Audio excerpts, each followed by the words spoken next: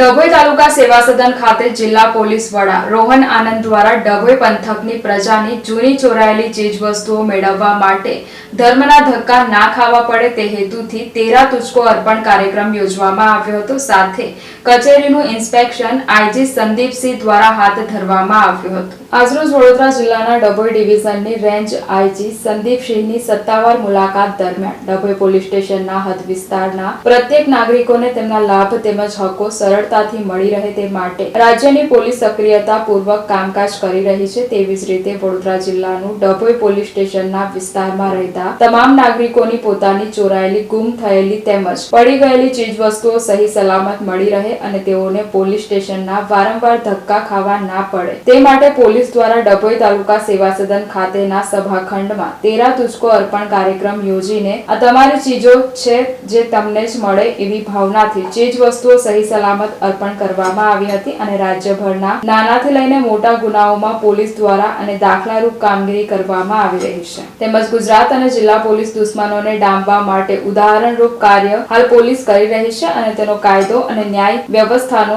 સુદૃઢ કરી પ્રત્યેક નાગરિકોને સુખાકારી અને સુરક્ષાની ભાવનાથી અનુભવ થાય તેવા પ્રયાસો હાથ ધરવામાં આવ્યા હતા। આ તબક્કે ડિવિઝનના વડા આકાશ પટેલ સહિત ડિવિઝનના તાબામાં આવતા પ્રત્યેક પોલીસ મથકના પીઆઈ, પીએસઆઈઓ પણ હાજર રહ્યા હતા। આ પ્રસંગે ડીએસપી રોહન આનંદ દ્વારા તેરા તુજકો અર્પણ કાર્યક્રમ અંતર્ગત ચોરાયેલી વસ્તુઓ પરત કરવામાં આવી હતી। મારા બડોદરા રેન્જના ઓફિસ તરફથી ડભોઈ ડિવિઝનની જે વાર્ષિક ઇન્સ્પેક્શન, દ્વિવાર્ષિક ઇન્સ્પેક્શન હોય છે, દર 2 વર્ષમાં આપણે અમારી કચેરી તરફથી આવીને ઇન્સ્પેક્શન કરવામાં આવે છે। એના અનુસંધાને ગઈકાલથી મારી જે ઓફિસના સ્ટાફ હતા એ ઇન્સ્પેક્શનની કામગીરીમાં હતા। હું પણ આજે અહીંયા આવ્યા છું અને એસપી બડોદરા રૂરલની હાજરીમાં એસડીપીઓ ડભોઈની જે કામગીરી છે અને એની અંતર્ગત જે 6 પોલીસ સ્ટેશન આવે છે એ કામગીરીની સમીક્ષા કરવામાં આવી છે। મને કહેતા ખૂબ આનંદ થાય છે અને ગર્વ છે કે ચૂંટણીની કામગીરી પણ ખૂબ સંપૂર્ણ શાંતિપૂર્ણ માહોલમાં આ ડિવિઝનના અંતર્ગત પૂર્ણ થઈ છે।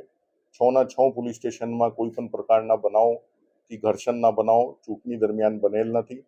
એ લોકોની સાથે પણ ચર્ચા વિચારણા કરવામાં આવી છે, એ લોકોની કામગીરીની સમીક્ષા કરવામાં આવી છે। અમુક જગ્યા જ્યાં જે પ્રકારના બનાવો વધારે બની રહ્યા છે, અમુક જગ્યા અકસ્માતના બનાવો વધારે બની રહ્યા છે, એની પણ આપણે સમીક્ષા કરી અને જરૂરી સૂચના અને માર્ગદર્શન આપવામાં આવી છે। મને આશા છે કે આવનાર સમયમાં પણ જે રીતે અત્યાર સુધી કામગીરી થઈ છે એનાથી પણ સારી કામગીરી એ લોકો કરીને બતાવશે।